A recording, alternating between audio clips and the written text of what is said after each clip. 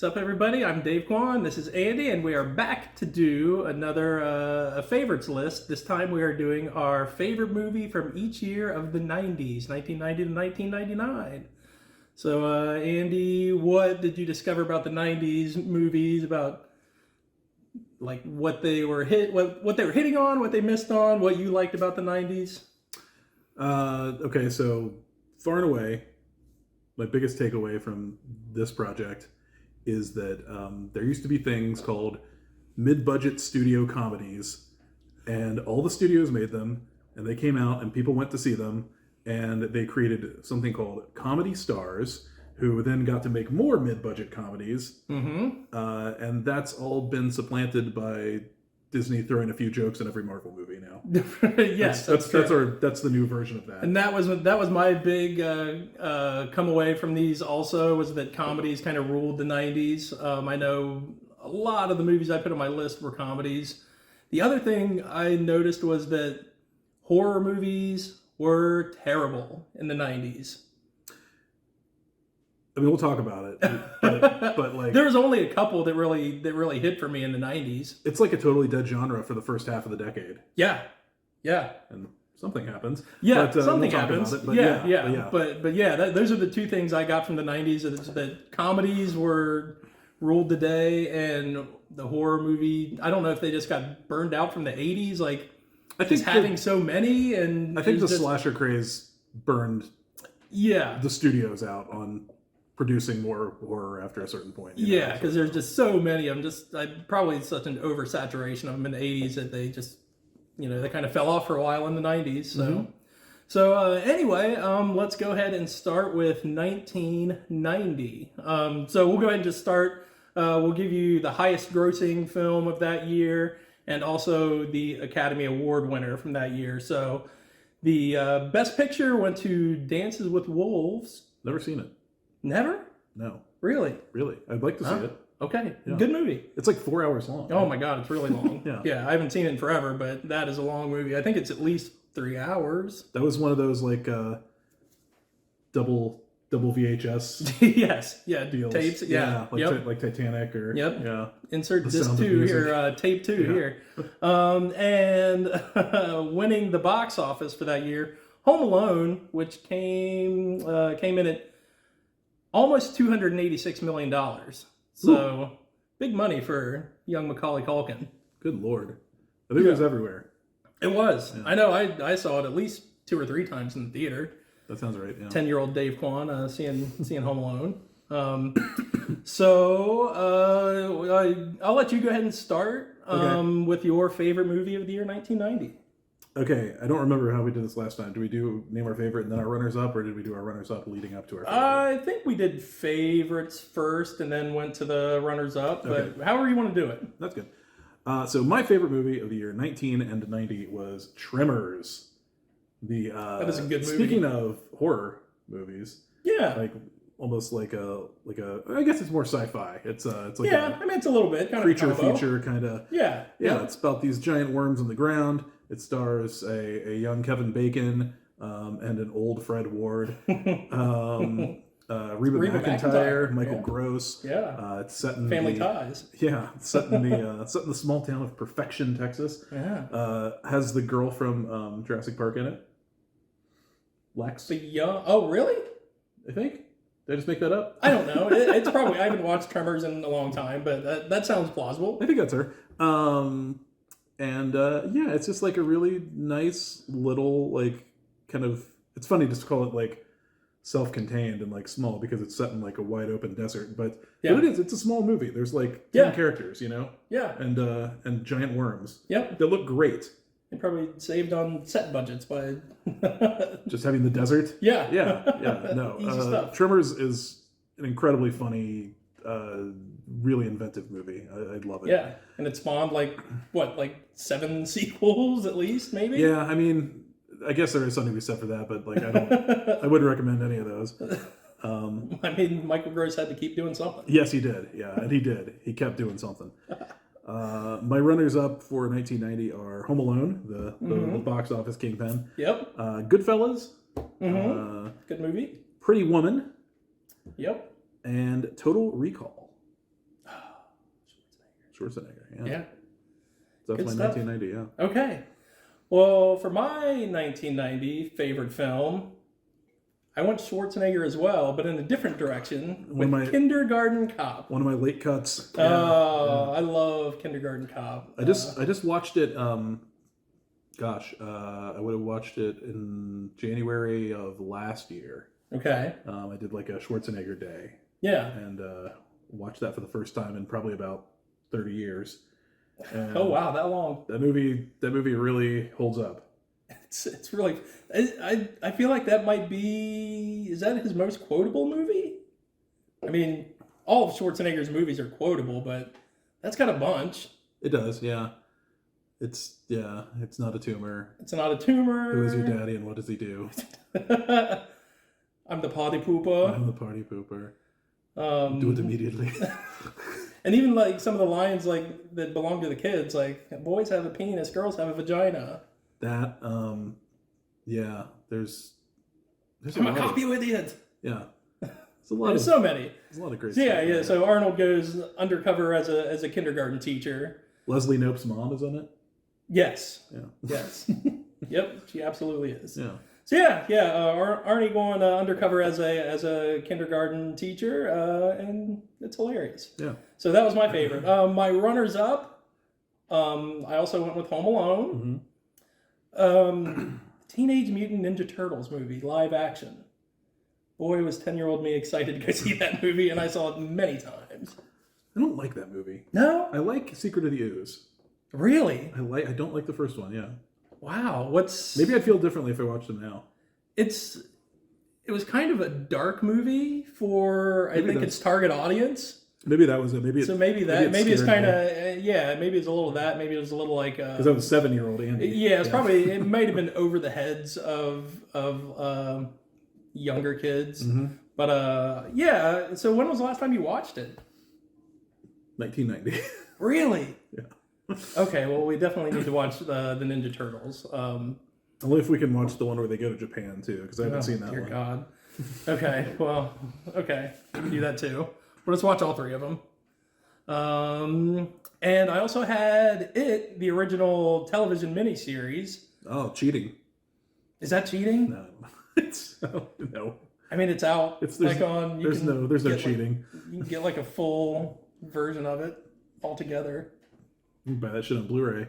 Yeah, which I have done. Yeah. And I also had Tremors and Pretty Woman. Oh, cool. Were my runners up. Man, Pretty Woman is awesome. It is. Man, it's a funny movie. Yeah. It's kind of problematic. Yeah. But still really funny. That thing where he like snaps her. Do you know that like she didn't know that was going to happen? Oh, was that ad-libbed or they? Yeah. No kidding. That was like ad-libbed. And like Gary Marshall loved her reaction so much he kept it in the movie. That's awesome. Yeah, I love when stuff like that makes it into movies. Me too. Because it's so genuine. Yeah, that's awesome. Yeah. That is phenomenal. Jason Alexander playing a little shit. Yep, it's good. He's Hector Elizondo, awesome as the concierge. Yep. Oh, what a movie. Yep. So good. The scene where she goes back to the boutique that like kicked her out. Yeah. So good. Yep. Man. In your face. Big mistake. Yep. So that's awesome. Yeah. So Pretty Woman, great movie. Mm-hmm. Great movie. All right. So that looks like that'll do it for the year 1990. So moving on to 1991, the highest grossing movie. I'm sorry. Best Picture goes to Silence of the Lambs, which is scary. Yeah, late cut for me on this year. Oh yeah. But it's a good movie. Yeah. And biggest at the box office, Terminator 2: Judgment Day, coming in at $204 million. Ooh, nearly $205 million. So yeah, big money in the Terminator. This was like I'll just go ahead and go, and I'm guessing that we might have the same thing. Mm-hmm. My number one movie of 1991 is Terminator 2: Judgment Day. Is that you too? That is me too. Okay. Yep, it's so great. And like special effects wise, like miles ahead of its time. Yep. It was so good. Like it's a movie that the special effects hold up today. Yes. Have you ever seen The Abyss? Yes. Okay, so like you could see like him playing with some of that stuff in The that Abyss, movie. Yeah. And then really like perfecting it in T2. Yep. Like I don't love The Abyss. I kind of find it to be kind of a slog, but it certainly like looks incredible. Yes. And this movie is just like to the nth degree of that. And it's also kind of the start of Cameron like never missing again. It's like, because it's like the run is fucking insane. It's this, The True Lies, to Titanic, to Avatar 2, which, by the way, I have to go back because like we did our last video before I had seen Way of the Water. Yeah. And that is my movie of 2022, my friends. Holy shit. I love that movie.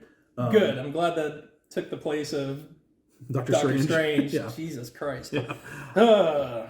Anything else you want to say about T2? No, it was awesome. Incredible movie. Unbelievably rewatchable for a 2.5-hour movie. Yes. And I like the bits of comedy that they add in with it, like when John Connor tells Arnie, like, no, I don't want you to kill anybody. So he like shoots a guy in the leg later, and he's like, hey, he said not to do that. And he's like, he'll live. Like little things like that, like were very amusing. Like such a good movie. Yeah, Furlong's great in that. Yeah. It was all downhill after that for young Furlong. Bobby Budnick, also a great, great extended cameo performance. Yeah. Good for him. I haven't seen him in anything in forever. I think he does a lot of voice acting. Nixie? Johnny, what's his name? Something Nixie, right? Or his real name? It doesn't matter. You asked me too quickly. All right. It'll pop into my head at some point. Other movies on my list for 91. Point Break. A film I had not seen until just a couple of years ago. Did Franz make you watch it? No, Blank Check made me watch it because they did a season with the director. Why can't I think of her name right now? Catherine Bigelow. Okay. So one of the episodes was, of course, on Point Break, so I had to watch Point Break. Okay. Yeah. Good. Beauty and the Beast. Part of that Disney Renaissance that started in '89 with The Little Mermaid. Yep. But still obviously going strong here. Oh man, yeah. Defending Your Life.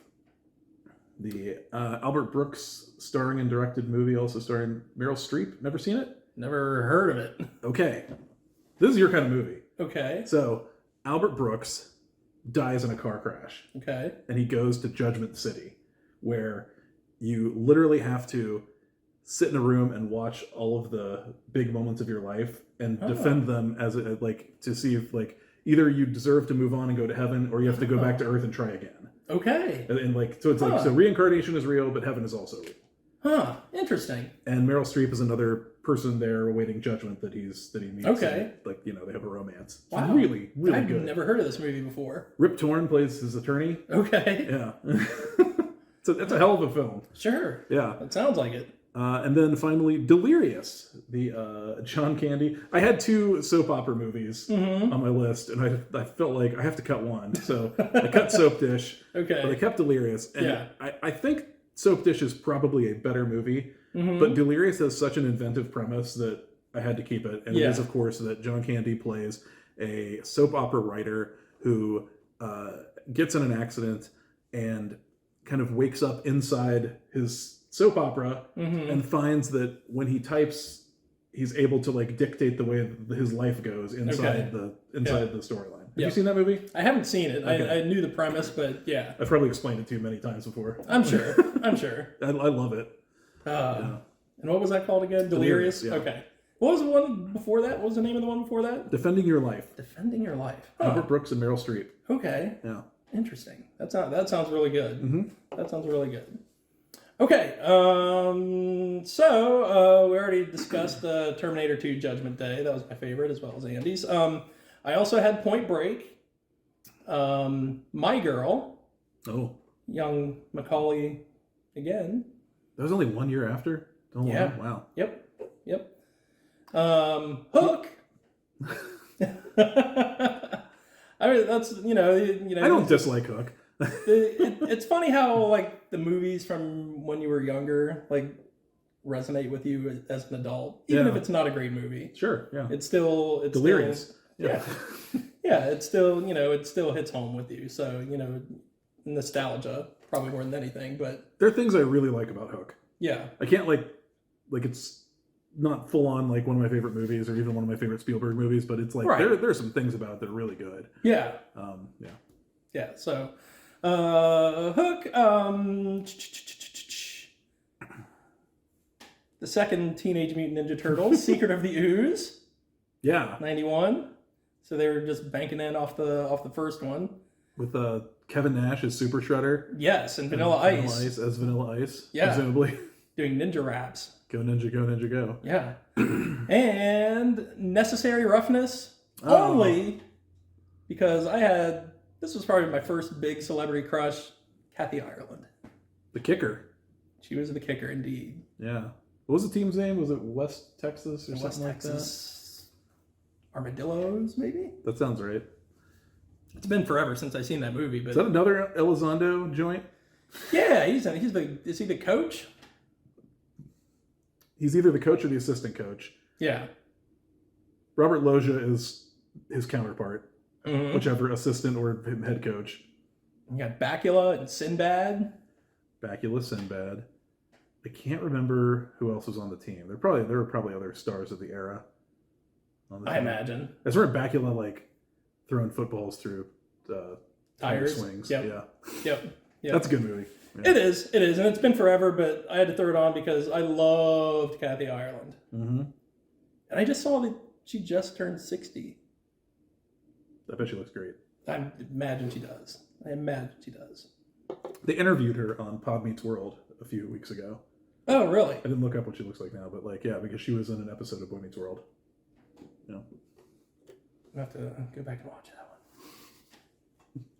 But yeah, so that is the year 1991. Mm-hmm. So Did you like Beauty and the Beast? I did. Okay. Yeah. I did.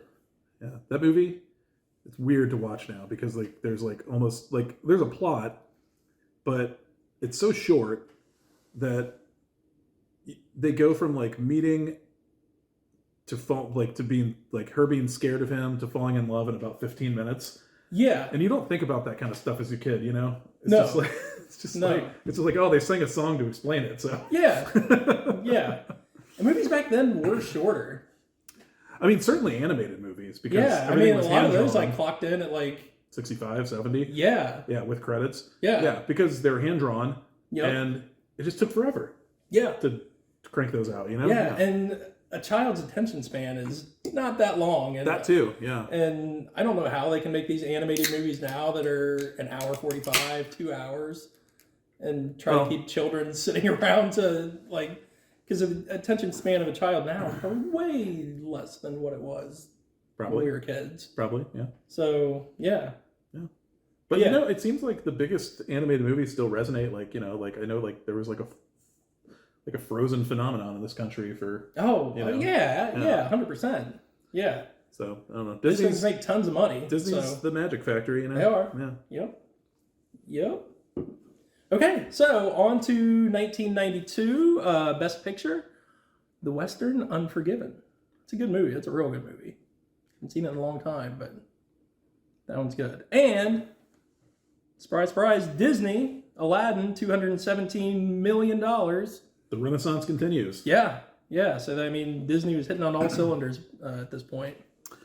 Okay, so my movie of the year is, in fact, Unforgiven.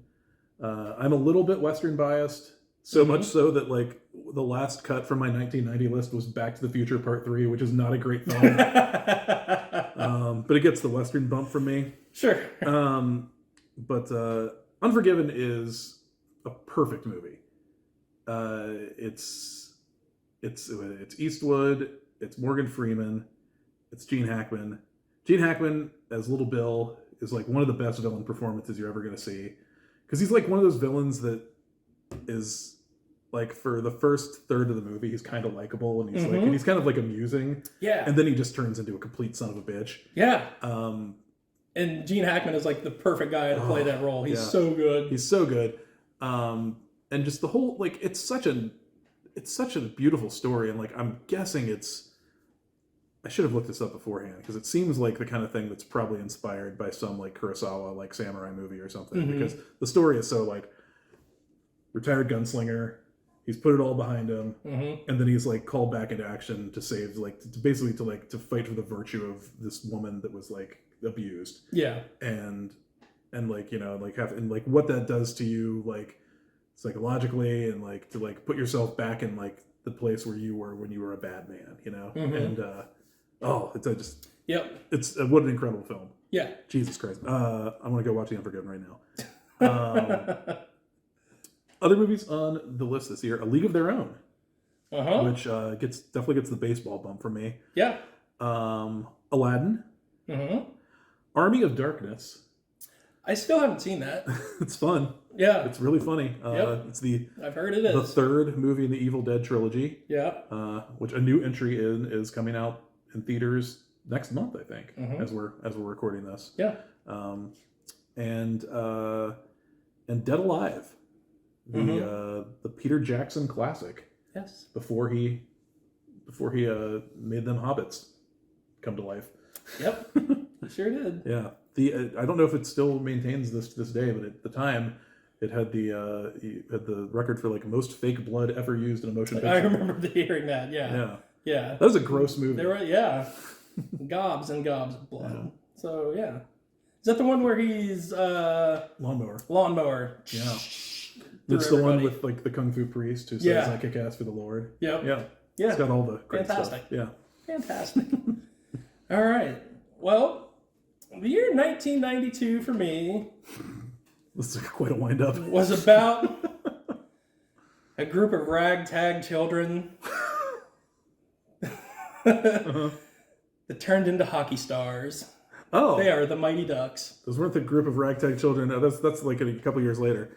But no, Mighty Ducks, good movie. Yeah, outstanding movie. Did you watch the new one, the thing on Disney Plus? I haven't yet. No. Okay. But now that I've recently acquired Disney Plus, that's going to be one of the things on the top of the list here. Okay. So yeah, Mighty Ducks. I always loved that movie. Charlie Sheen. I remember. I think my favorite line, or Emilio Estevez. The other one. Yeah. At the beginning, he gets pulled over for drunk driving, and the officer asks him, "Breath, blood, or urine?" He's like, "No thanks, I already ate." Or, "No thanks, I'm full," or something like that. And it's like, oh, that is hilarious. And so he goes on his community service to serve as the District 5 hockey coach. Is breath, blood, or urine like an option that they used to give you? I guess so, to like test your blood alcohol level. I don't know. I guess that was pre-breathalyzer, maybe? No, because that would be breath, right? Oh, yeah. Blood or urine. I don't know. Weird. I don't know. I don't know. How's he going to test the blood right there? I don't know. But yeah, Mighty Ducks. Who came out of that movie? Joshua Jackson. Okay, Joshua Jackson. Who else? Was there another? Goldberg the goalie. Oh, poor Goldberg the goalie. He's better now. Is he better now? Yeah. He fell on hard times, but he's better now. Yeah. Okay, I'm glad to hear that because the last picture I saw of him was not good.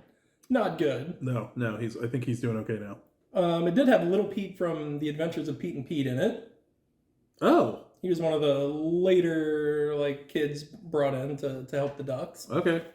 I don't know what he's doing anymore, but if you haven't seen The Adventures of Pete and Pete, go back and watch it because that is. He's doing the podcast with Big Pete.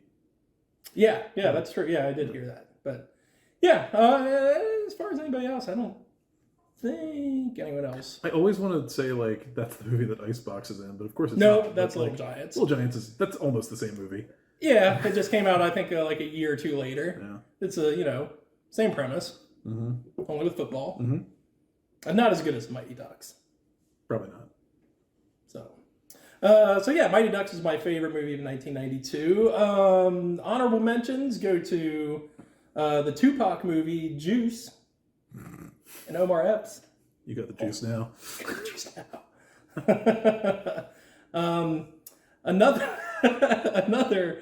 Another kid sports movie, Ladybugs, starring the great Rodney Dangerfield and R.I.P. Jonathan Brandis. Then Jack A. And Jack A. Yeah. And Katherine Heigl.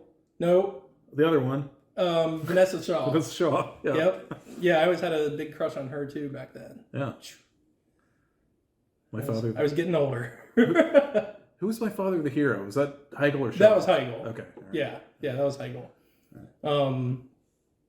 Yeah, and Jonathan Brand just dresses up as a girl to play on Rodney Dangerfield's junior girls soccer team because they're terrible, and his job is depending on this team being good because in the past 10 years they've won just about every championship. So his boss says, you better do this or you're fired, buddy.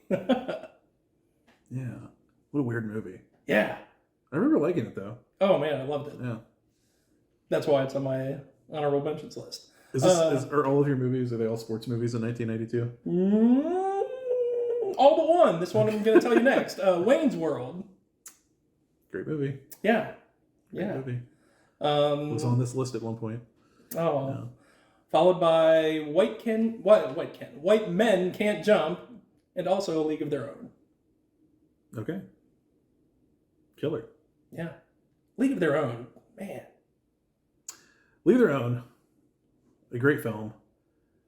Trying to think. They did a Prime Video series of it this year. Oddly.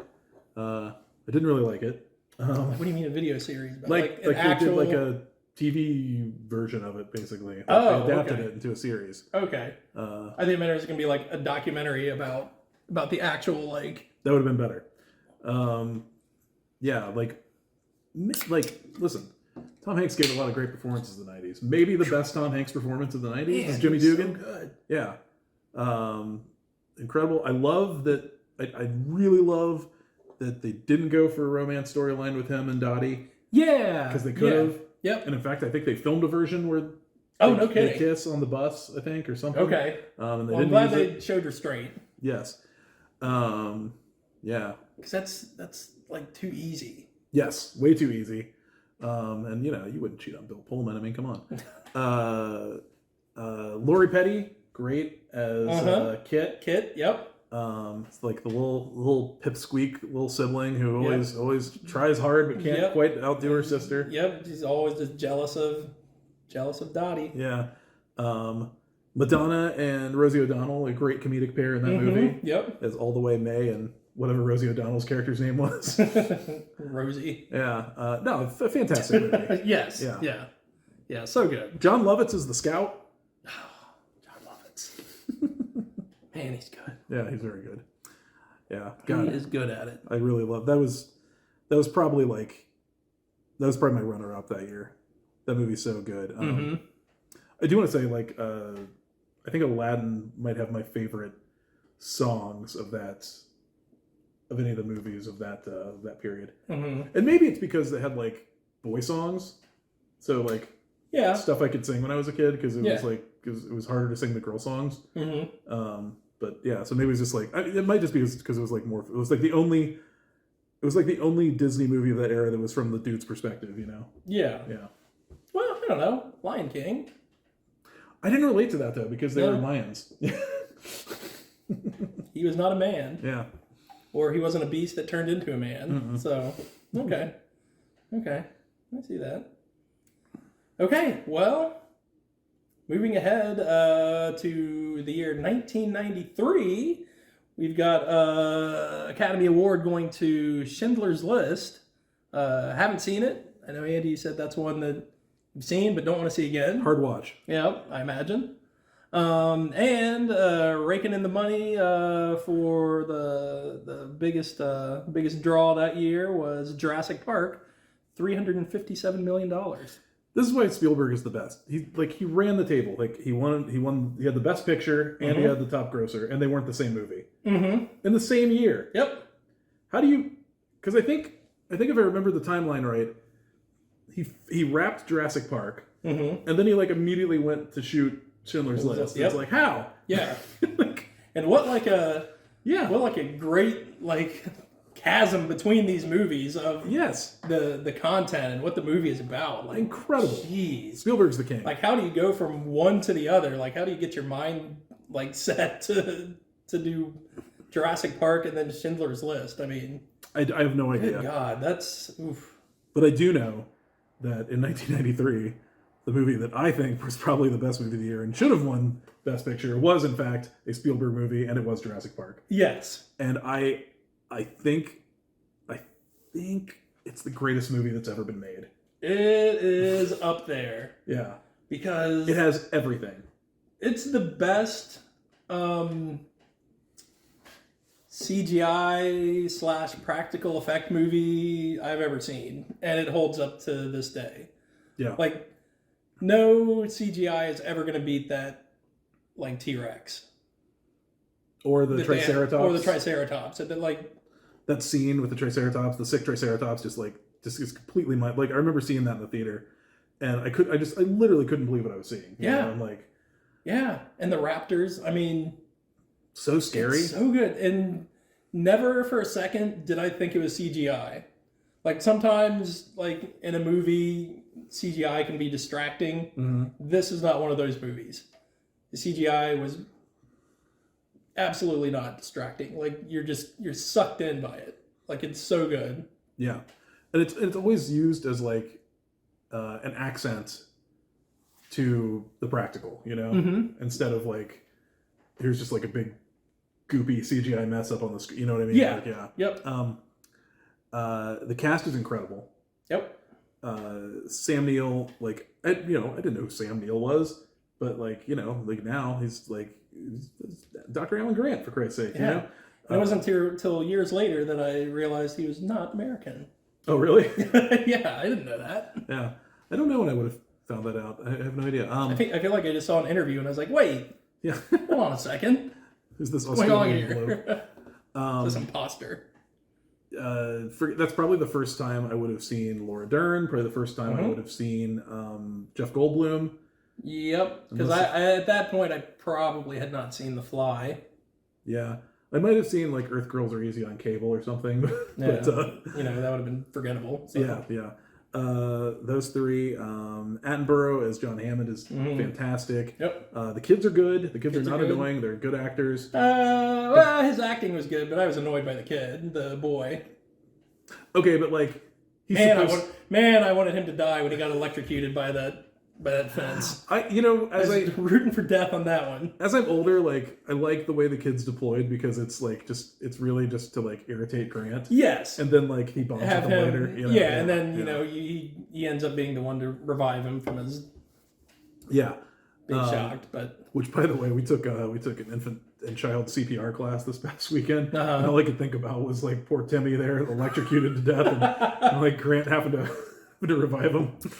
I remember I had to take CPR class, and it was lifeguarding, and we had to do like the infant CPR, and one of the guys was blowing so hard into the dummy that it was like whistling out of like its armpits, and the instructor was like, "Guy, you're blowing way too hard. You're gonna make that kid's lungs explode." It's pretty funny. Yeah, so pretty funny. Yeah, the score. Like, that John Williams score is unbelievable. And that's the thing, like, movies nowadays are missing, because you can hear one of those songs back then and say, oh, that's Jurassic Park. Yeah. I don't get that with movies now. Well, John Williams doesn't do a lot of scores. There we go. Yeah. There we go. Or even like just like a soundtrack song. Mm-hmm. You don't like, because go back and look at like Celine Dion, Titanic. Yeah. My Heart Will Go On. That's... Yeah. You don't know, or any of the you don't associate 80s. You don't associate like the 80s, like Kenny Loggins songs. Sure. Yeah. Yeah. So you just don't get that very much anymore. Yeah. There's a Rihanna song on Black Panther too. But would you ever like hear it and say, "Oh, this is Black Panther"? Probably not. Yeah. It's probably just something pulled off her album. No, she recorded it for the for the movie, but I still like don't know that I would tie that song to that movie. Exactly. Yeah. And I like Rihanna. I have nothing against her. It's just Anyway, no, you're right. So Jurassic Park, short list of best movies ever made. I think we can probably agree on that. Yeah. Yep. I rewatched all of them in the past like year, Mm-hmm. and I cannot believe every time I watch it, I'm blown away by how well it holds up and like how like just how completely timeless that movie is. Yeah. Yeah. Yep. It's funny too. Oh my God! Yes. Like the stuff with Wayne Knight and the guy and the engine guy at the beginning. Yep. It's like And pretty much everything that Jeff Goldblum does. Yeah. I mean, he's just a character. Oh, and Sam Jackson's in that movie. Oh yeah, he is. I mean, Sam Jackson's in every movie in the 90s, but he's in that Yeah. movie. Yeah. Yeah. And that was probably the first time I saw him. Me too, yeah. Because I wouldn't have seen like I didn't see any Spike Lee movies until even the early Spike Lee movies I didn't see till way later. So yeah. So yeah, what a movie. Awesome. Okay, Man, Jurassic Park. The rest of 1993 for me, we've got Demolition Man. Hell yeah. We've got Last Action Hero. Hell yeah. Which is, I think, that is a movie that just gets better and better with age. I didn't get that movie when I was a kid. No, me neither. I don't think I understood that this is supposed to be a comedy. Yeah. I was like, this movie is weird. Like, what's going on here? But now looking back, having watched it in the past last couple of years, I'm like, this movie's great. Yeah, movie's so It's awesome. so good. Groundhog Day. Uh-huh. And The Nightmare Before Christmas. Okay. Yeah. That's a good one. Yeah. Well, speaking of short movies, because like God, like with like claymation, you're oh my gosh, yeah. Your animators are probably like, please, just let this thing end. yeah. Like, I'm tired of this. 93, I had runners up, The Sandlot. Mm-hmm. Great baseball movie. Another baseball movie, Rookie of the Year. God and Hosa. Rosenbacher. Demolition Man. Okay. Groundhog Day. And Hocus Pocus. Okay. So we had 3 in common. Mm-hmm. And also like a And our favorite. Halloween classic Disney film. Yes. All right. Yeah. Okay. That is it. Yeah. All right, so moving on to the year 1994. For 94, Best Picture went to Forrest Gump. Highest grossing went to Forrest Gump. Coming in at $329 million. Like I like Forrest Gump like a lot. Like Yes. in fact, it was on my list until pretty late in the game. Yeah. But it is insane that movie made that much money. Man. Like, like that's a lot of money for That's a lot of 1994. money. Oh, yeah. Yeah. Yeah. Whew. Like that's crazy. And I don't know, what was it about that movie that was so... I think it was like boomer catnip because of like it's like a movie like all about every period of their lives. Yeah. And their music. Yeah. And I think that was the thing. Okay. Okay. Yeah. I mean, it's a great movie. Yeah. 100%. Okay, so my 94, I've got Ed Wood as my favorite film. And in fact, I watched that like 2 or 3 weeks ago. Did you love it? God, I love it. It's so great. It's so great. It's an incredible film.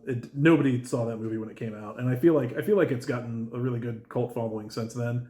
Good. But man, If you haven't seen Ed Wood, watch Ed Wood. It's so funny. it's yeah. It was it nominated for Best Picture? I don't think it was.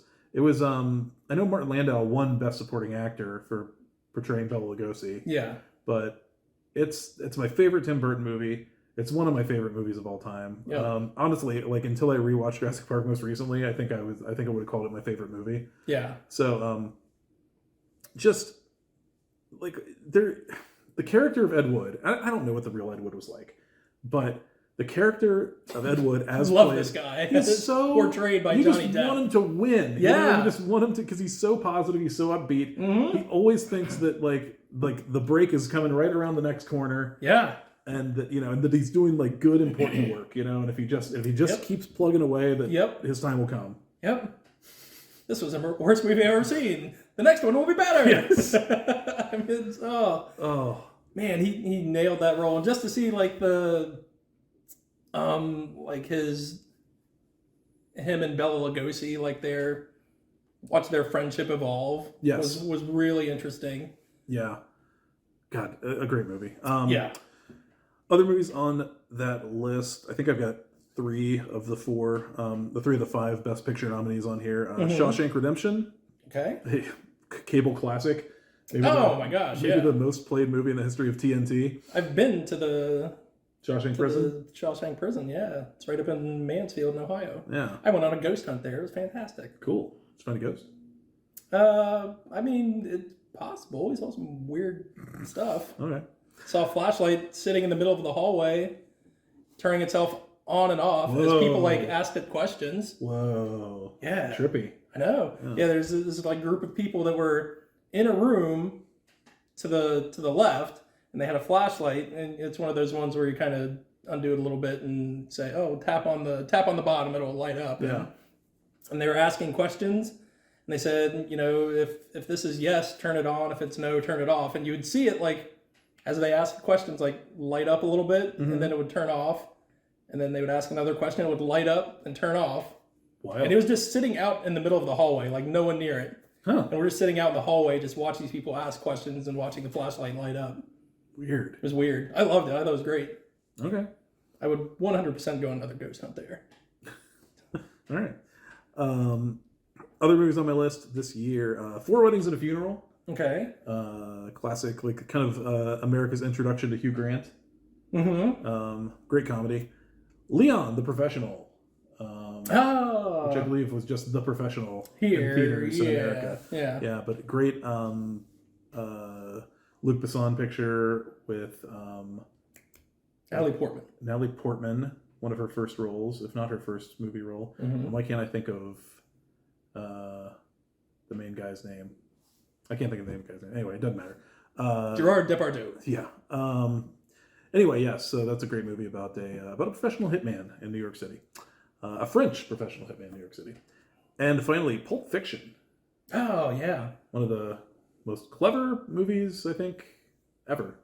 Just like really well written. Good. And, Yep. like characters that you'll remember until you die, and another Sam Jackson performance. Yep.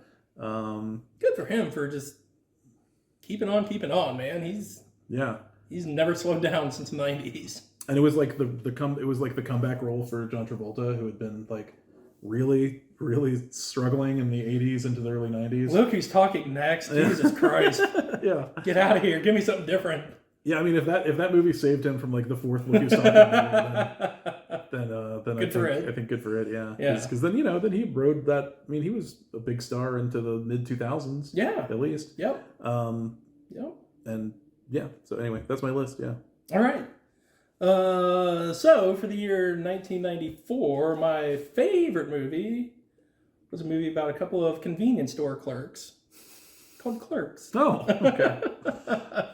I thought that movie was very funny. Did you see it at the time, or did you see it like later on video? I saw it later on video. I didn't see it in the theaters. I remember my friend Eric and me rented it from Blockbuster and watched it probably in like 95 or 6. I feel like that's the way like that movie was meant to be discovered. Yeah. Because I don't ever remember hearing about it in the theaters or anything. He just mentioned it to me. He's like, "Oh, I've heard about this movie before. I've heard it's funny." And we're like, "All right, let's rent it." I'm sure it did I'm sure it like played the Drexel or whatever, but yeah, it probably didn't have like a big feature release or anything like that. But man, that movie's so funny. I like all 3 of the Clerks movies. They're all funny. How do you feel about that whole like universe? Oh, the like New Jersey like Mallrats and all that stuff. Yeah.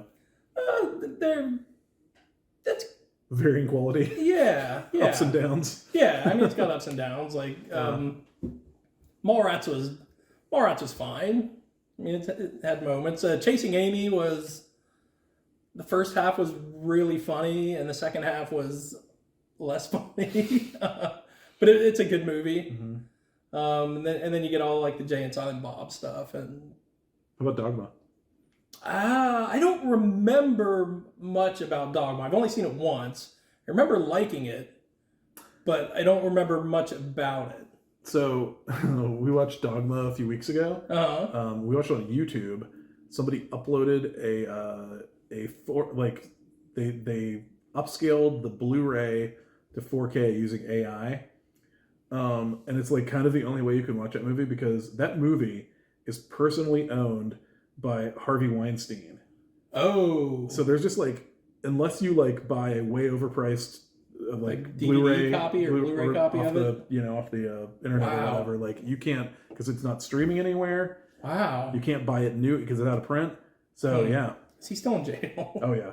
He's never leaving jail. Oh no. Yeah. How are we going to get Dogma out to the world? Well, I guess YouTube. Yeah. Yeah, but the good news is that means that there's probably nobody is going to fight the battle to get that file taken down off of YouTube. Right, yeah, yeah. Yeah. So, well, that's good. So what else? 94 also holds... Oh, this movie holds a special place in my heart. Little Big League. I think that is a very underrated baseball movie. I think it's way better than Rookie of the Year. Oh, yeah, 100%. 100%. And the thing about it is, I could actually kind of see something like this happening. Like you get some like kid that is a baseball savant. Yeah. It certainly has like more and of a as like a grounding- money draw, you know, bring him in to be the coach. Like I could see like the Miami Marlins doing this or someone like that. Like to it's a real like it's a real Bill Veck kind of like we're gonna sign Eddie Geidel to right. to hit this week, or this week the balls are going to be orange or whatever, you know, whatever. And I mean that's what the movie does is it says, well, hey, you know, we're struggling here. We could use the attention of this kid manager, and like I could honestly see something like this happening. Like you know, you can semi believe it. It's like a grounding in reality that Rookie of the Year lacks. Yes. Yeah. Or, you know, The Sandlot. Yeah. That is definitely my favorite of like the kid baseball movies. Right. Yeah. Yeah. It has Luke Danes in it. Oh, right. Yes. Yes. I just started rewatching The Gilmore Girls. I mean, it's great. Yeah, it is. If you realize that Rory is the villain, it's a great movie. It's a great show. Well, yeah, because she breaks up with Dean. Yeah. And she's just really selfish. Yeah. Smart girl. And spoiled. Mean. Yeah. So moving on, Ace Ventura: Pet Detective. Oh, I have to say, with my okay, so here's my other thing about Little Big League. The funniest thing to me in the world about Rookie of the Year and Little Big League is it like, so the stars are the main kids, right? So it's like, it's Thomas Ian Nichols and whoever the Little Big League kid is. Luke Edwards. Star of The Wizard. Oh yeah, Great movie. California. Yeah, I forgot that was him. Yeah. But the really wild thing about both of those movies is they both feel the need to create a romantic interest for the mother characters in those movies, and they do so with Gary Busey and Timothy Busfield. Timothy Busfield, I can see. Gary Busey, no. Timothy Busfield, I think, is kind of like a kind of a handsome guy. Yeah, but like it's still weird. Yeah, but not as weird as Gary Busey. No. I mean, come on. Yeah. Jeez. Come on, Mom.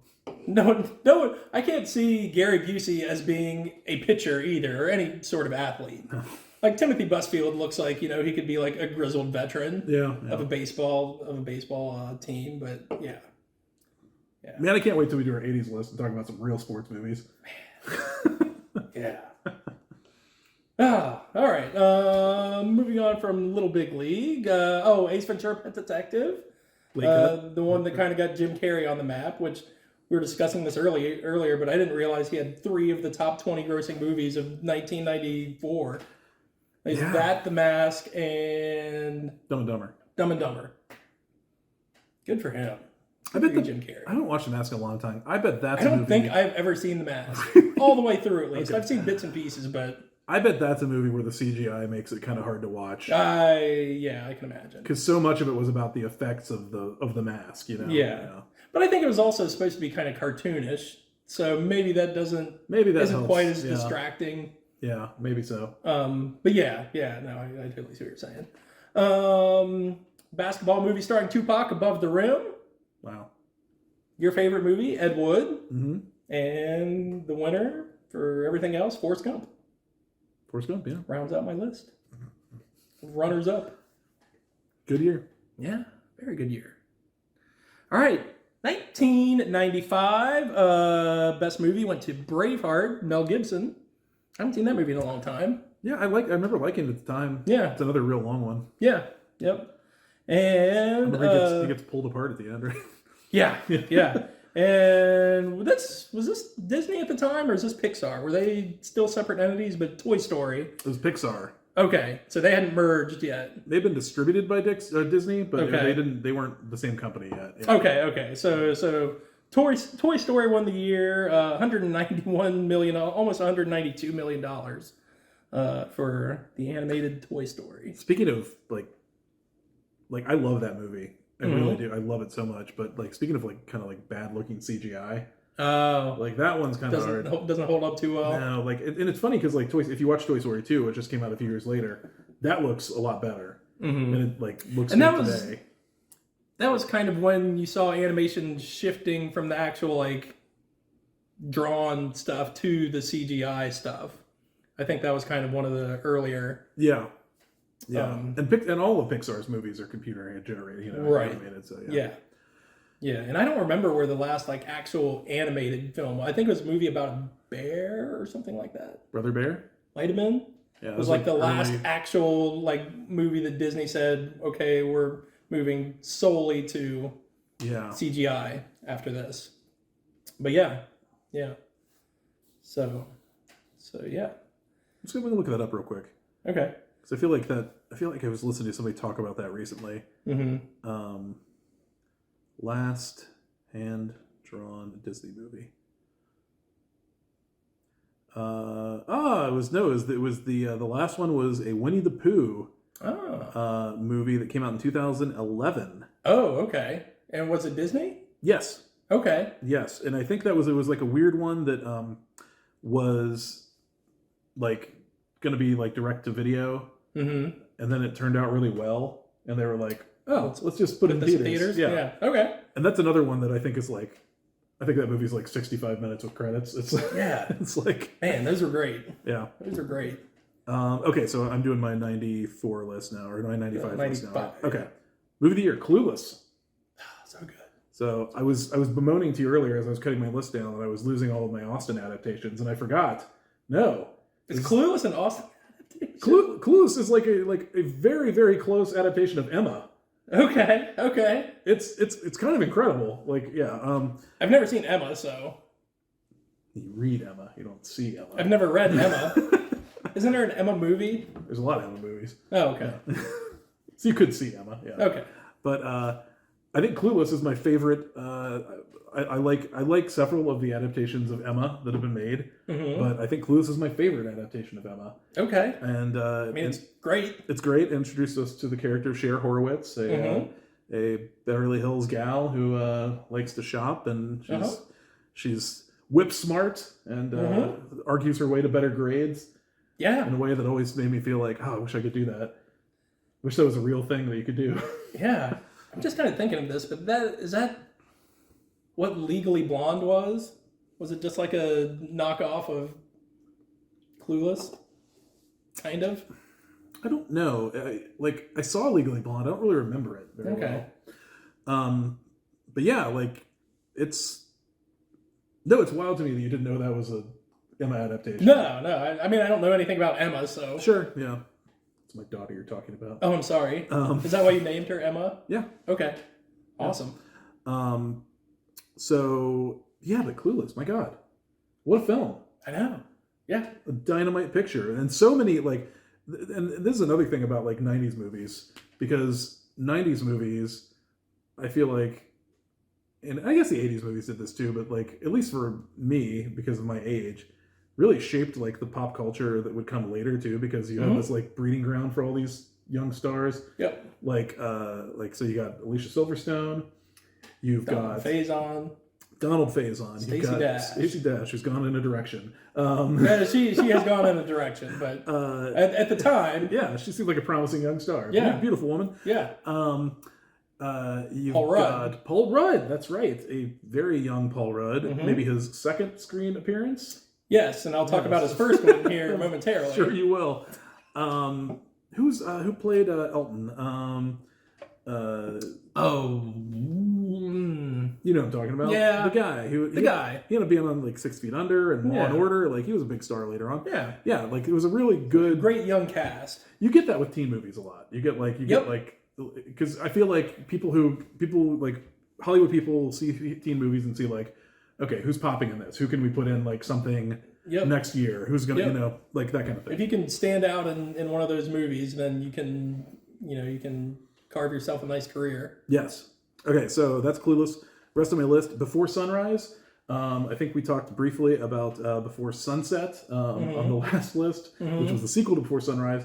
Before Sunrise is Ethan Hawke and Julie Delpy, cute couple who meet in Amsterdam and basically just like walk around all night and before he has to like catch a bus the next day or catch a train. And they just kind of like fall in love overnight, and then they part ways at the end. Richard Linklater movie. Yeah, it's great. And then the sequel that we talked about last time is they run into each other again, like 15 years later. Or whatever. Wow. Yeah. Nice. And then there's a third one. Oh God. Yeah. They just keep making them like long distance apart. Anyway. All right. Friday.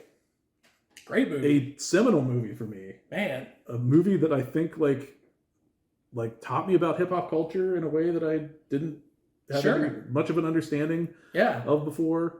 Like also going to like pretty much like 75 to 80% black elementary and middle schools also helped me with that.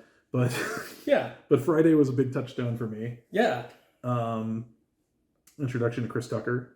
Man, he was great in that movie. He was great. He was so funny in that movie. Let's see, The Quick and the Dead. Another Gene Hackman Western. And Leo DiCaprio. He's kind of playing like a weird version of the same character in that. Sharon Stone's the star. Yeah. Amazing story about that movie is the studio wanted Matt Damon to be in the DiCaprio role, and they were just like, oh, he seems too old for it. Like he doesn't seem youthful enough. We want DiCaprio, and the studio was like, no. And Sam Raimi and Sharon Stone paid for Leonardo DiCaprio's salary for the movie to get him, because that's how much they believed in him. Oh wow! Yeah, that's awesome, and he was great in it. He is great in it. Yeah. But that movie rules. That's like the first or second American movie that Russell Crowe was ever in, because Sharon Stone saw him in something he was in Australia called Romper Stomper, and was like, I want that guy.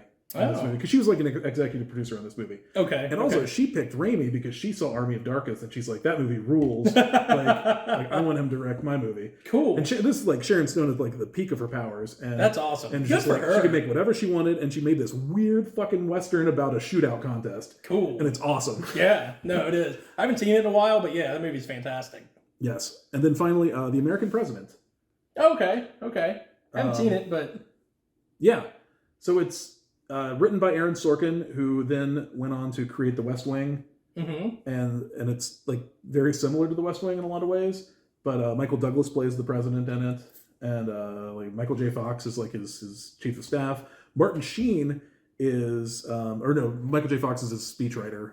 Martin Sheen is his chief of staff, and that's important because then Aaron Sorkin was like, Martin Sheen, you should be like the president in The West Wing. So that's kind of how that whole thing happened. And Michael J. Fox, you should be in Spin City. Yeah, pretty much. Yeah, Bill Lawrence. But yeah, that's my 95. All right. Well, 95 for me. Favorite movie. Surprised it wasn't on your list. Billy Madison. Late cut. Okay. Yeah. Okay. About a young man whose father is wealthy, and Billy Madison likes to sit around and drink daiquiris by the pool all day, but finds out that Eric is gonna Speaking of the West Wing. Yeah. Eric is gonna run the company after Billy Madison's dad retires. Doesn't he know that Eric is a bad man? He's a bad man. So Billy decides, hey, I'm going to go back to school and, do each grade in 2 weeks apiece. And then that should prove that I can run your Fortune 500 company. When you say it like that, it sounds stupid. Do you ever have the Billy Madison dream where you're your age, but you're back in like middle school or something? Yeah. Those dreams freak me out. Yeah. Yeah. I don't know what they mean. Mine's more high school than middle school, but yeah, like I do have the dreams where I go back. So. Yeah. So Billy Madison. A movie.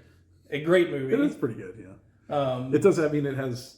Veronica Vaughn. Stop looking at me, Swan. Stop looking at me, Swan. Yeah. Called it shit poop. Shampoo is better. Yeah, it's incredible. Yeah, it's pretty good. Billy Madison. Yeah. So yeah. After that. That's your movie of the year, huh? Yeah. Okay. Billy Madison. Oh, Billy boy, when are you gonna find whatever it is you're looking for? What's that guy's name? Gavin McLeod? No, that's the guy from Love Boat. Oh, that's Captain Stubing, right? Yeah. Oh God, why can't I think of it? Gavin DeGraw. No, we ditched out on his concert. Darren McGavin. Darren McGavin. Yeah. Okay, yes. Yeah. No, he's great. Phenomenal. So runners up, Paul Rudd's first movie of 1995. Halloween 6, The Curse of Michael Myers. Yep. Followed by his second movie, Clueless. Okay. A less superior movie than Halloween 6, The Curse of Michael Myers. Uh-huh. Mallrats, Friday, and Tommy Boy. I don't think Mallrats is very good. It's not great. Yeah. It's not great. Yeah. But it's got funny stuff in it. But no, it's Does not it? great. Yeah, sure it does. Maybe I haven't seen it in too long. Maybe I need to give it another watch. We need to give it another watch, because I haven't watched it in a long time either, but... Because I watched Chasing Amy and Dogma. I mean, that's really where Pretty close together. Jason Lee just, like, kind of blew up after that a little bit. I mean, they gave him a lot more to do than he has in Clerks, for sure, yeah. He wasn't in Clerks. Jason, I was thinking Jason Mewes. No, Yeah. not Jason Mewes. And then I was starting to think, like, what do you mean Jason Mewes blew up? And then I was trying to give you the benefit of the doubt. Jason Lee. Yeah. Jason Lee. Good career. Yeah. Finally renounced Scientology. Good for him. Oh, okay. Good. Yeah. So yeah, that's 1995. Halloween 6, great. Did you say Tommy Boy? Tommy Boy. Tommy Boy's good. It was a late cut. Yeah. Farley and Spade. Oh, Spade, why did you let the bees out? Why did you let Farley hold the bees? All right. So that's 1995. Moving on to 1996. Academy Award goes to The English Patient. Never seen it. Never seen it. Sounds boring. So that's why they gave it no award for best movie. I mean, the title is pretty boring. Yeah. I have no idea what this movie's about. I've just heard of it. It's about an amnesiac, badly disfigured war veteran. Okay. Yeah. All right. Yeah. And he's from England. I believe so. He's played by Rafe Fiennes. I don't know who that is. I know Rafe LaFrance. Oh, me too. Yeah. Haven't thought about him in a long time. Me either. Until just now. Yeah. And the highest grossing movie, Independence Day, $306 million. A pretty good movie. It was pretty good. Yeah. Pretty good. Yeah. It's another one I haven't watched in a long time, but I have fond memories of it. We had a Will Smith day before, before he slapped Chris Rock. The unfortunate incident. Mm-hmm. And that was one of the things we watched. Also watched Enemy of the State. Enemy of the State, pretty good. I feel like I haven't seen enough Will Smith movies. Yeah, we watched a bunch of Will Smith movies I haven't seen that day, but Independence Day was pretty good still. Yeah. Another Goldblum classic. Yes. Yeah. He was kind of raking it in a little bit there. So my 96, my film of the year is Happy Gilmore, the best golf movie ever made. True. Don't come at me, Caddyshack. Nope. I like Caddyshack. Yep. It's not as good or as funny as Happy Gilmore. Nope. Which I think is one of the funniest movies ever made. Yep. And I will butt in because that was also my favorite movie of the year 1996. There you go. And never have I laughed so hard in a movie theater in my life. I was in tears the entire movie. And I think that's like the perfect movie for a mid-teenager. So I was 16 at the time. And that just hit all the right notes for me. it's a great movie. It's I'm about to say something that's gonna sound weird, but there is a maturity to it that is not found in Billy Madison. like maybe maturity is the wrong word. There's a craftsmanship to it that is not present in like Billy Madison is very raw. Yeah. And Happy Gilmore is more refined. Yeah. Like it's just like it's tighter. If you can believe that. Yeah, it's a tighter movie. It like I don't think there's nothing in it that doesn't work. Like everything is like setting up the next thing, and it's like it's very clockwork like. Yeah. Sandler's great in it. Julie Bowen is great in it. Carl Weathers is insane in it. What a performance! He's so funny. As Chubbs Peterson. Cut that out, son. You're making me sick. They wouldn't let me golf on the Pro Tour anymore. Oh, I'm sorry, because you're black. Hell no, damn alligator bit my hand off. Oh my god. Christopher McDonald is... Shooter McGavin is one of the great villains in a comedy. Oh, yeah. Like he's incredible. He's so funny. Yeah. What's his name from SCTV? Joe Flaherty. Joe Flaherty is so funny. As the annoying, like, tiny little role. Spectator. Yeah. Yep. And Jaws. Richard Keel. Yeah. Yep. Now, I mentioned this to someone last week or whenever we had our last Bro Down. Mm-hmm. My only issue with Happy Gilmore is they do not know, or they don't accurately portray the scoring of golf. Oh yeah, I think you were talking to me about this, and it drives me crazy. I could not care less. I know, but just like knowing the scoring of golf and just watching them, it bugs you. It bugs me because I like to play golf. I'm not a good golfer, but I like to play. I like to go out and play a couple times a year. Mm-hmm. And when Happy Gilmore like shanks his shot off to next to the pond, and then swings the club and misses the ball like 8 times in a row, and then hits it into the lake, and then he goes from -2 to -1, or -2 to -1. Like, you gotta be kidding me! Just that little thing. Yeah. Like that really bugs me. But other than that, Happy Gilmore's a perfect movie. Okay. The rest of my list: Star Trek: First Contact, which is the first full Star Trek: The Next Generation movie. Okay. Because like 2 years before they made Generations, which was kind of like the handoff movie, where like Shatner and Stewart were in it together. Okay. And then and this one is like fully a Star Trek: The Next Generation movie. Okay. With that cast and crew, and it's really good, and the Borg is in it, and like it's just a very good movie. Okay. The Frighteners. Back to Peter Jackson. Oh, yeah. This time with Michael J. Fox. And it's a fun, like, kind of whodunit, like, ghost detective movie. Yeah. And what's his name? Is Jake Busey is insane in it. And Michael J. Fox is great. Chi McBride is one of his ghost buddies. Is really good. He's good. Yeah. That's a really fun movie. Also on this list, I've got Jerry Maguire, which is Show Me the Money. Show Me the Money, yeah. He would get it junior, man. He was phenomenal. He earned his Oscar that year, yeah. Regina Hall, like early Regina Hall role, where she probably also deserved an Oscar that year. She's fucking incredible in that movie. Cruise didn't win an Academy Award, did he? No, I think he got nominated. Yeah. Okay. That might be the last time he got nominated, but and then of course that was like Renee Zellweger's big breakout. Yep. And she's won 2 Oscars since then. So, good for her. Yeah, she's great. For what? The second one was for the one where she played Judy Garland. Oh, okay. And what was the first? So that's recent. That's like in the last 5 years. Yeah. Yeah. And then what was the first one for? Was it Chicago? It might have been Chicago. Okay. I can't remember. But anyway, she's got 2. Yeah.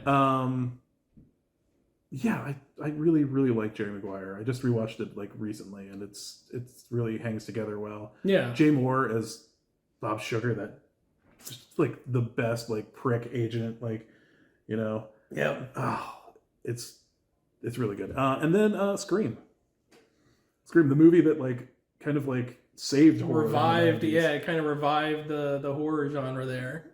And then it's funny because, like Halloween obviously spawned like all these like slasher movies. Yes. Which is so funny because Halloween's not even a slasher movie. But like then its sequels became slasher movies. Yeah. And then yeah. like that became like the so that like that was the norm for burned through the 1980s. Yeah. And yeah, then, like every holiday after that had to have like a horror movie associated to it or yes. Yeah. And then when Scream happens, and Scream is brilliant, it's subversive, it's like it was like the first kind of movie where it's like it knows all the rules of horror movies, and it plays with its audience and like what its audience expects out of a horror movie and things like that.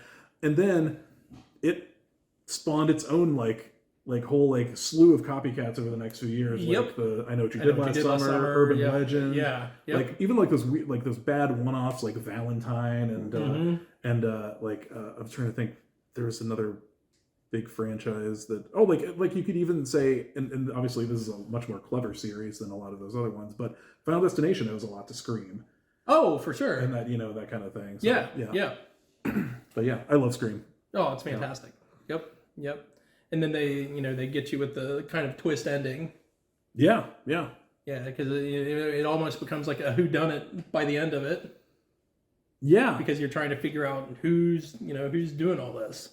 And that's another thing. It's like much like Halloween, it's a movie that like has like a fairly low body count, and then like all the movies it inspires and its sequels like all ramp that up. Oh yeah. I mean they have to. So yeah, I guess I don't know. I mean they don't, but they do. That's what the fans want to see is more gore. Yeah. So yeah. So is that it for your? That's 96? It for me. Yeah. Okay. So I also had Happy Gilmore as my favorite. I also had Scream. Fargo. Oh, Fargo's good, yeah. The Rock, which was a fun movie. I just watched that again recently. Stanley Goodspeed. That Thing You Do. Late cut. Yeah. I think that was Tom Hanks' first directorial appearance. And Kingpin. Oh yeah, America was not ready for Kingpin. They were not. Fairly was was that the second Fairley Brothers movie? Or did they do something between Dumb and Dumber and that? I don't know. I feel like that's probably their second. Yeah, then Mary was the next. And then Mary was the next. Or 2 years later. Yeah.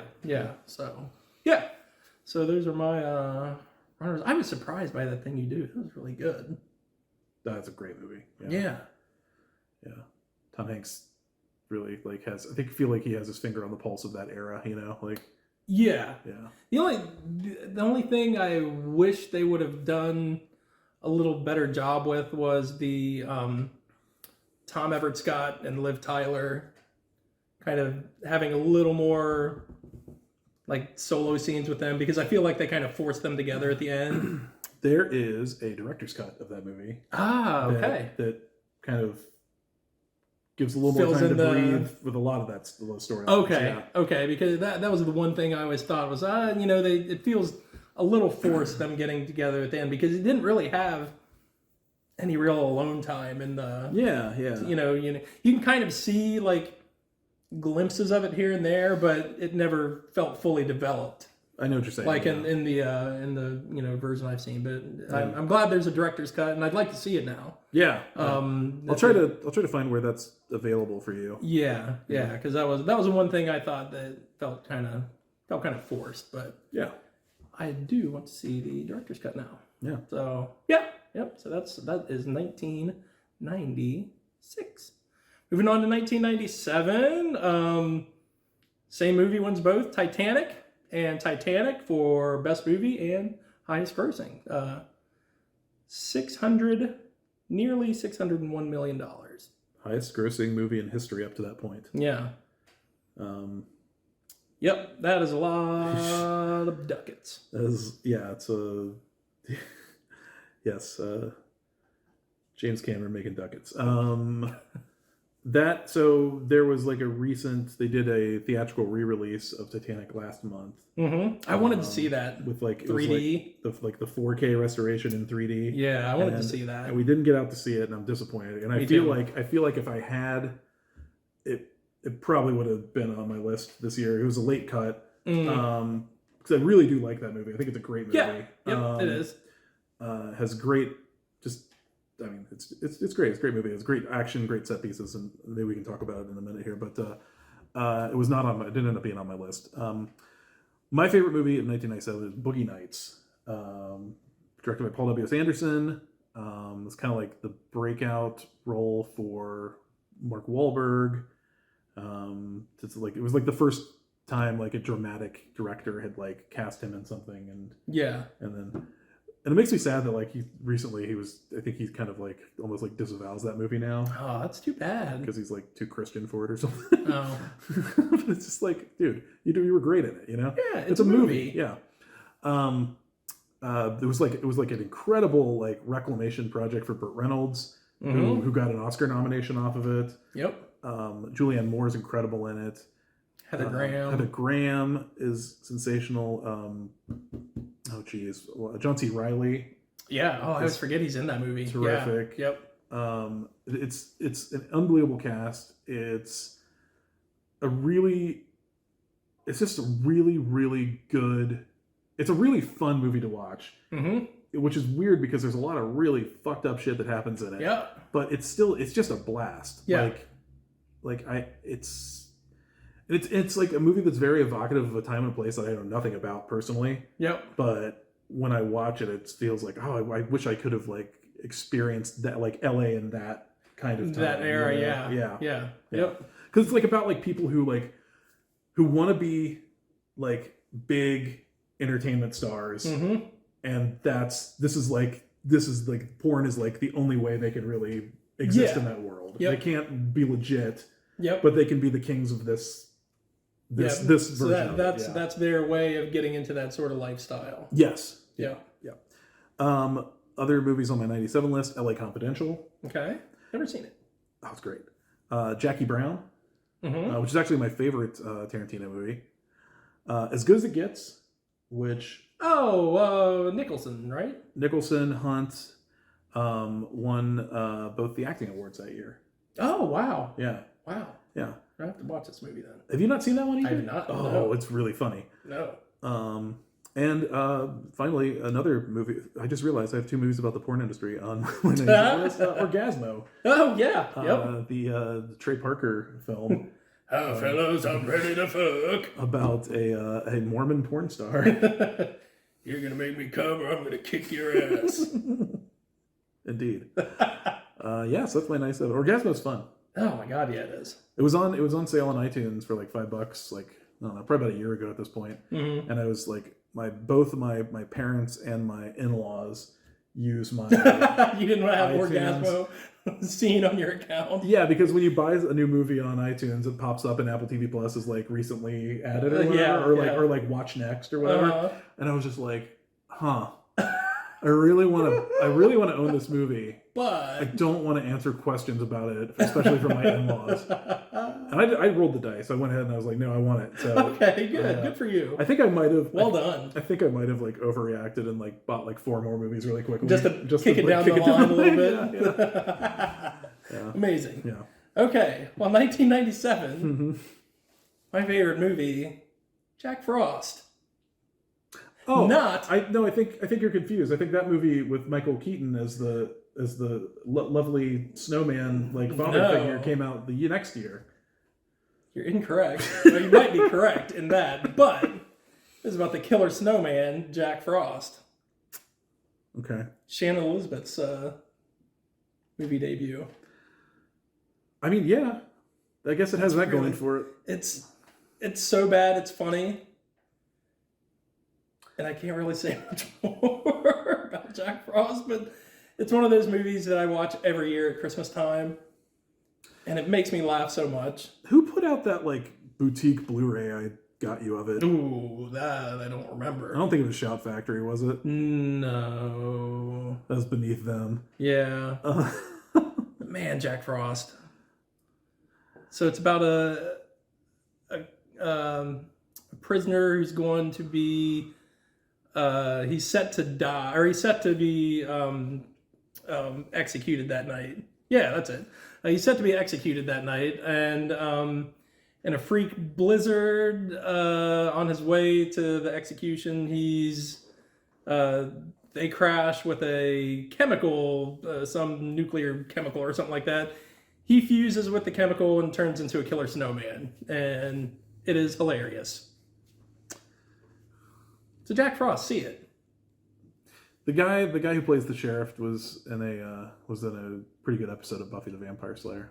I'll say. Oh, he acted in other things after Jack Frost. He did. Wow. He did. I feel like the guy who played Jack Frost was in an episode of Frasier. Yeah, you're thinking of Michael Keaton. No, well, him too. Both Jack Frost. Maybe that's how they do business. Roles, Yeah. Let's say get us the two Jack Frost and get them in episodes now. I enjoy watching Jack Frost. I think it's terrible. It's so terrible. Okay, but I love it. And it's your favorite movie of Oh 1997. yeah. Okay, all right. I mean, if they said if you're going to be on a desert island and you have to pick a movie to watch from 1997, what are you going to take with you? I'm going to say Jack Frost. Son of a bitch. Okay. So yeah, Jack Frost. I don't know. I think there are things in Boogie Nights which might be useful to you on a desert island. That could be true also. You're very right in that. Mm-hmm. Anyway, moving on to the honorable mentions. I Know What You Did Last Summer. Another, the first big inspired by Scream Scream movie. Yep. Chasing Amy. Yeah, it's good. Titanic. Yeah. Orgasmo also. Oh, cool. Okay. And Liar Liar. Well, yeah, that was kind of the end of the Carrie Miracle run. Yeah. Yep. Yeah.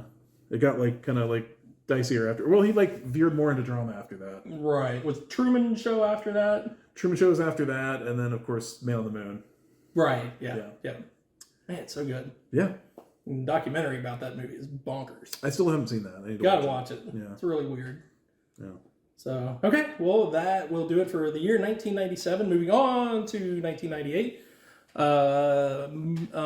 Best movie, Shakespeare in Love. And highest grossing movie, Saving Private Ryan, $216 million. A very low grossing highest grossing movie. Yep. Especially after you had Titanic the year before with over $600 million. Yeah. So, yeah. So I haven't looked at I should probably look at the full box office list for 98, but I bet there's a lot of movies in that range, in the 175 to 200, Yeah. Okay, well, neither of those movies are on my list. I like them both, though. I haven't seen either one. Oh, okay. I'm not surprised you haven't seen Shakespeare in Love. I'm a little surprised you haven't seen Saving Private Ryan. Yeah. I figured that would be one your dad would have wanted to watch with you or something. Yeah. Okay, movie of the year, 1998. Can't Hardly Wait.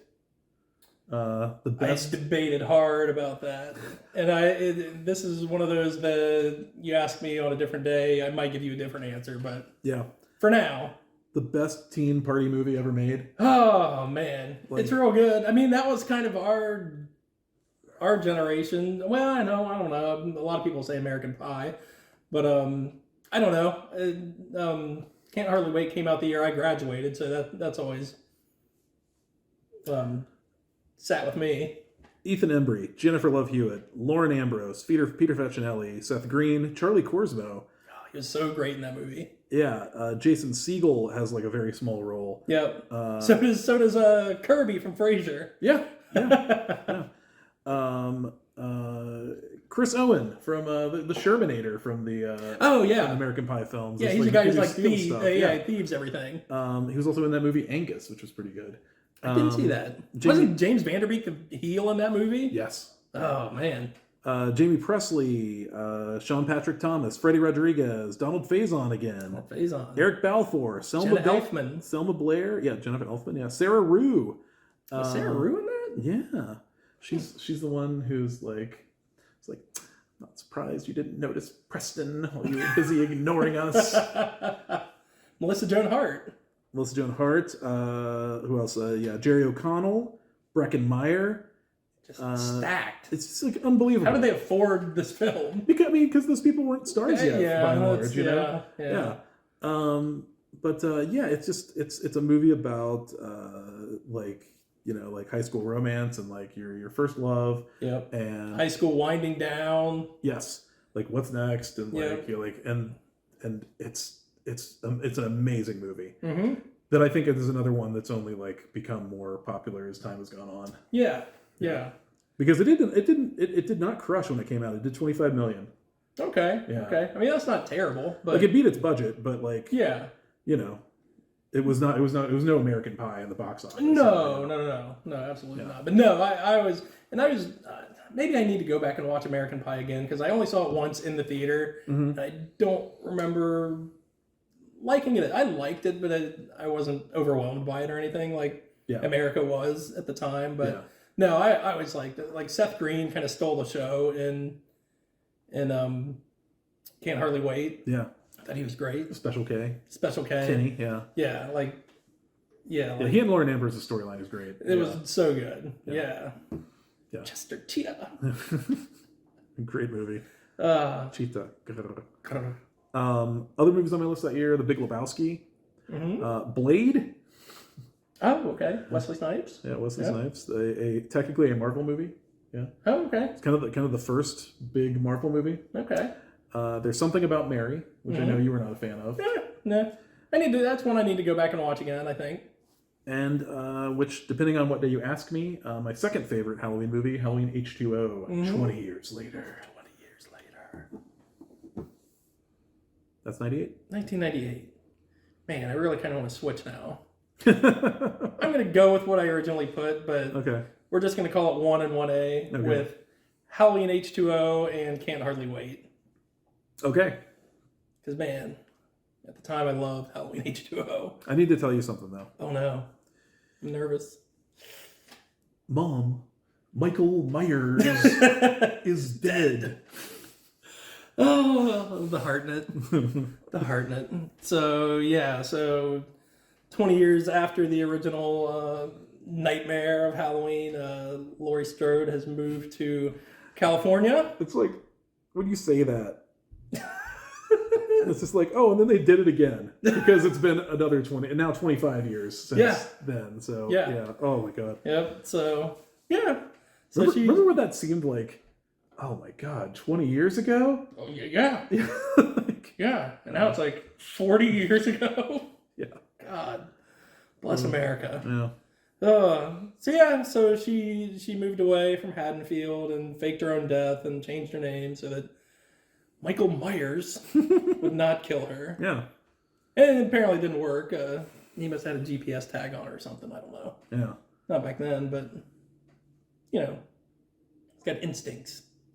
He does, yeah. He's got instincts of where the Strode is. His Strodometer was reading off the charts. Good, hanging ability. It's a lot of upper arm strength. Yeah. So, and I had a giant crush on Michelle Williams at the time. She was hot in that movie. Star of Dick. Yes. Yes. My favorite stuff in that movie is the stuff with the grown-ups. Like Jamie, her and Alan Arkin Adam Arkin had a Jamie Curtis and Adam Arkin's chemistry is off the charts in that movie. Mm-hmm. I just want to see them bone the whole time. And they never get around to it. No, unfortunately. But it's so unfair when he gets killed. But God. But what a great movie. Oh, cool. A terrible mask. But a great movie. Oh God. Yeah, that's one thing that Halloween movies, some get right and some don't, and that one did not get it right. I tell you, all these people going around and upscaling Dogma Blu-rays to 4K using AI. Why can't we get AI to work on these masks? Man, you think? The bad Halloween masks. Yeah. It would raise Halloween 4 by a whole star. Oh my God, it would definitely would. Yeah. Man, Halloween 4's mask is bad and it drives me crazy, and it's a really good movie otherwise. Yeah, that mask. That's terrible. Kills me. Yeah. Kills me. And LL Cool J, Comb Your Hair. Comb Your Hair. Yeah, so Halloween H2O and Can't Hardly Wait 1A. Also, Half Baked, the stoner comedy starring Dave Chappelle, Jim Brewer, and Harlan Williams. Really funny. And oh god, what's I can't remember the other guy's name. 98 though, a good year for Harlan Williams because he has that good role as the hitchhiker in Something About Mary too. Oh yeah, where he talks about how like his idea for 8-minute abs got ripped off, so he's gonna come out with 7-minute abs. Oh, Harlan Williams, he's great. Half Baked, American History X. Can't Hardly Wait. American History X is good. Another hard watch. Yes. Guillermo yes, Diaz. So you're thinking Guillermo Diaz. Yes. Yeah. God, man, he was funny in that. He was really funny in that. God, Rachel True was so beautiful in that movie. Yep. Yeah. Yep. I didn't like the conclusion. The conclusion of that movie is that give up weed. Yeah. For the change for the girl. It's like yeah. Come on. I like pussy more. All right. R.I.P. But Dirty Work. Oh yeah. Dirty Work. Starring the great Norm Macdonald. Let's say, speaking of R.I.P., that's also the director R.I.P., right? That's a Danny Tanner joint, right? Did he direct? I thought so. Maybe. I know he was. Was he? Yeah, he was in it, wasn't he? He's in the support group scene or the AA scene or whatever that is. Yeah. Yep. Yeah. Yep. Why can't I think of his name? Bob Saget. Bob Saget, thank you. Dirty Work, yeah. So funny movie.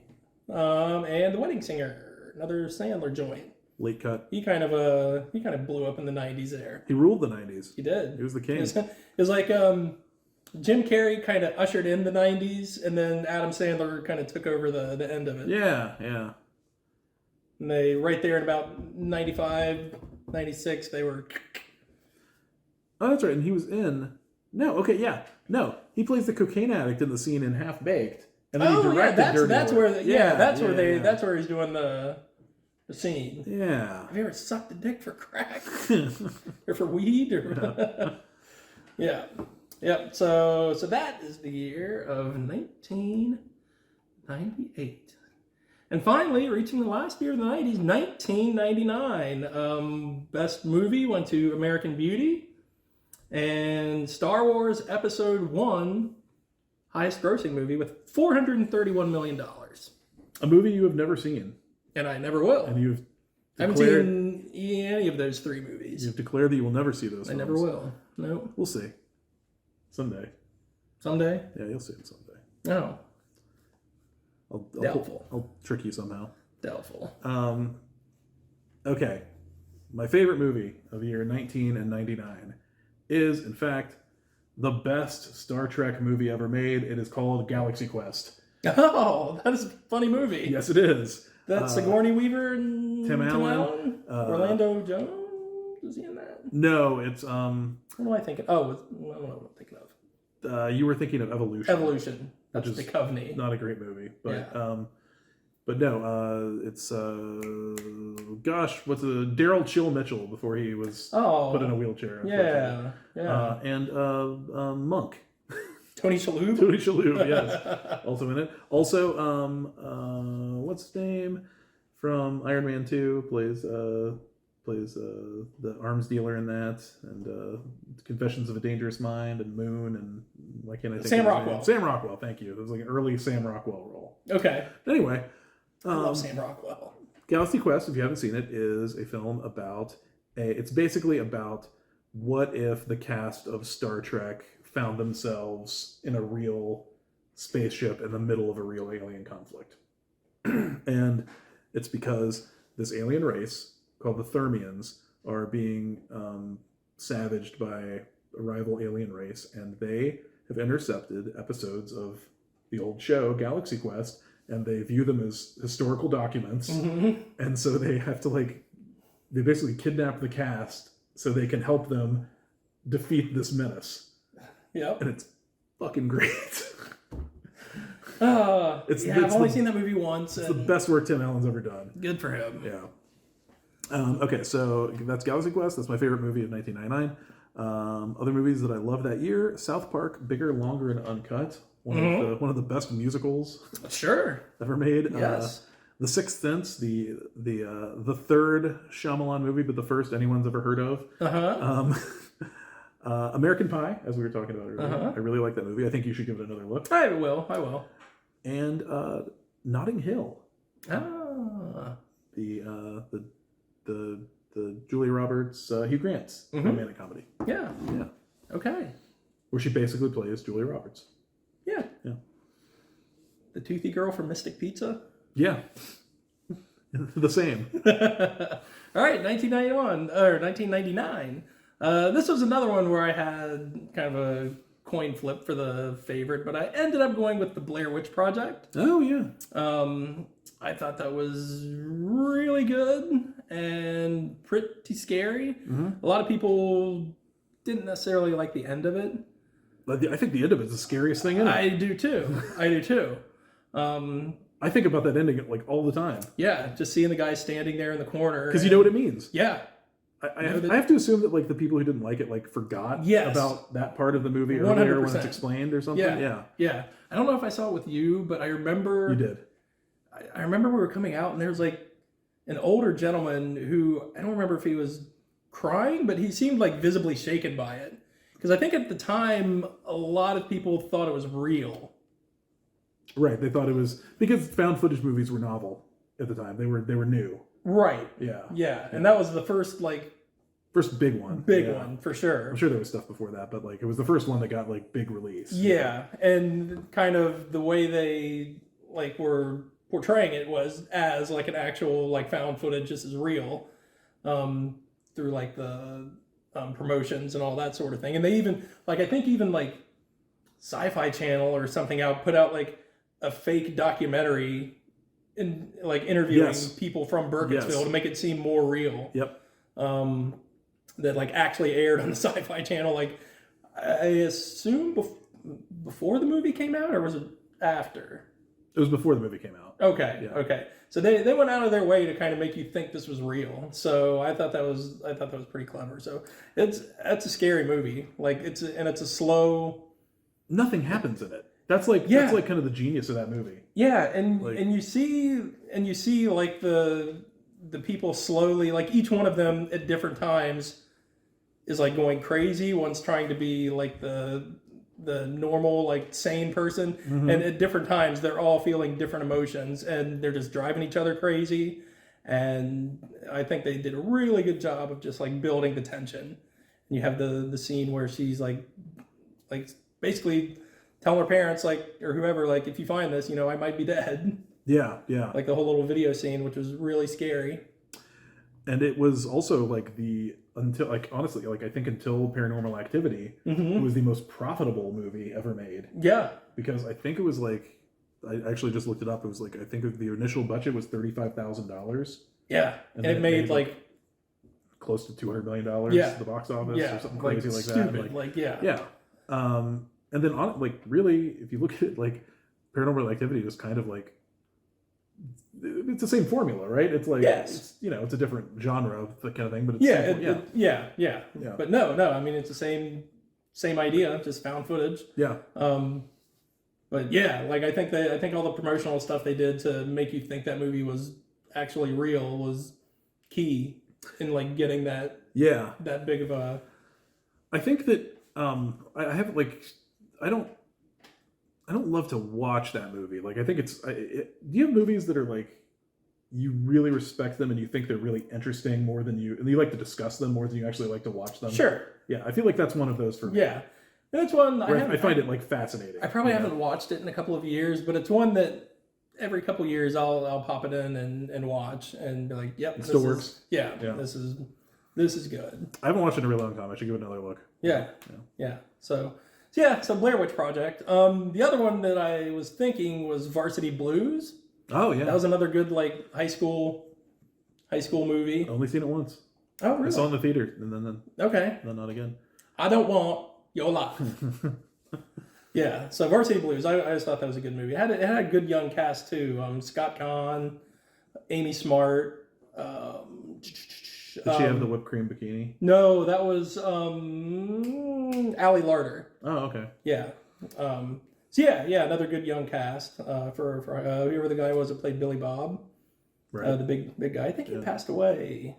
Okay. Yeah. A few years back. 10 Things I Hate About You. Shakespeare adaptation. Yeah. Yep. Blue Streak. Never seen it. Oh, Blue Streak is great. Oh, Dave Chappelle steals the scenes in that movie. Yeah. White Boys. You remember White Boys? I remember White Boys. Yeah. Have you seen it outside of that one time, like 20-some years ago? Danny Hodge? Is that the guy's name? Yeah. Or Hawk? Or It's like Hoch.